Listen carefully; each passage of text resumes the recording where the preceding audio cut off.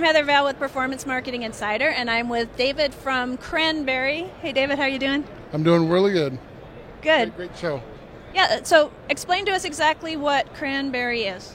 Well, Cranberry is a native content amplification platform.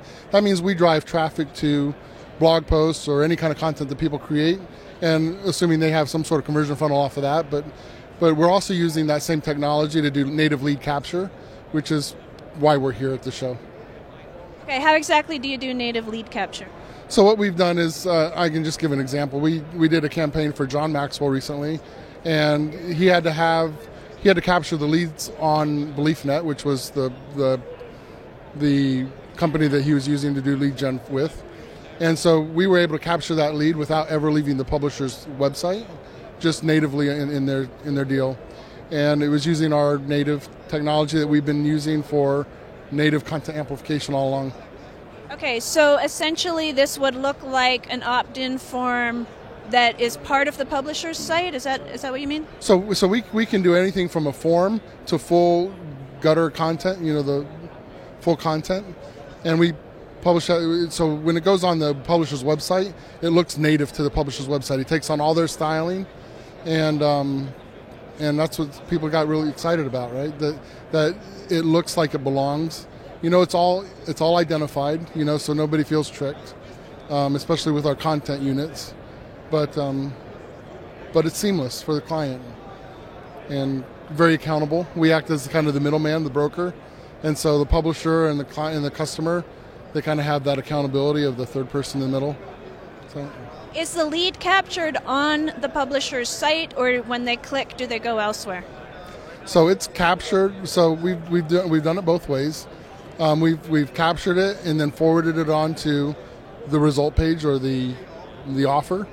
Right, and we've also done it natively where they never leave the publisher's website. So that's also, it's actually pretty cool. Yeah. So essentially, the user might think that they're signing up for a newsletter or something that's part of that site. Right, and so but we don't try to trick people, and so we identify it as it is what it is.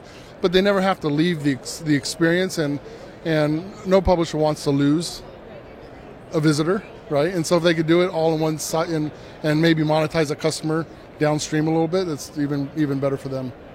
Yeah, it's like a win-win scenario. Right, and so native is really big. Native advertising's been big and it's growing, and there's a lot of controversy around it. But we've decided to take some of these techniques and apply them a little bit differently. And I've always been in the content amplification business.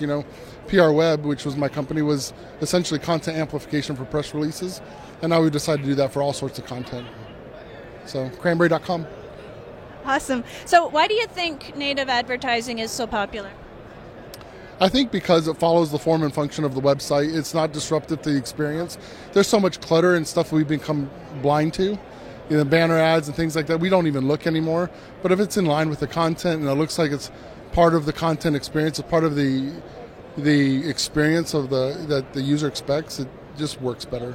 The other thing is we found that if we can present enough content on the publisher's website, we effectively pre-bounce them. And so what we're doing is when somebody clicks through to our website, the bounce rates that we're experiencing are much lower, right? Because we've already engaged them on the publisher website in a meaningful way. Okay, so if someone watching is a potential publisher or a potential advertiser, cranberry.com, what's the next step? So we would love to talk to publishers because we're building a publisher network. And if you want an experience that allows you to monetize your content and still monetize around it and deliver a better experience for your customer, that's where we'd love to talk to you. For everybody else, if you want to promote content in a meaningful way to engage, we want people that want to create more engaging relationships with their customers or future potential customers. And so, these ad units, they're content units that we have the ability to put these on a publisher website. They're just fantastic. Okay. What kind of criteria does the publisher need to have in order to be approved, like in terms of traffic or types of visitors? Well, obviously, we're looking for volumes of traffic, but we'll take just about anybody. I should qualify that, right? We work from anywhere from evangelical to cannabis, right? So we're pretty. We have customers in all segments, but we also work within the native IAB ad unit sizes, so they really don't have to do too much tweaking to the website to be able to handle our content. And we have certain ad units that we prefer, and we pay on a CPM basis. Pretty clean. Nice. Okay. Thank you so much, David. So cranberry.com is the place to go. Thank you.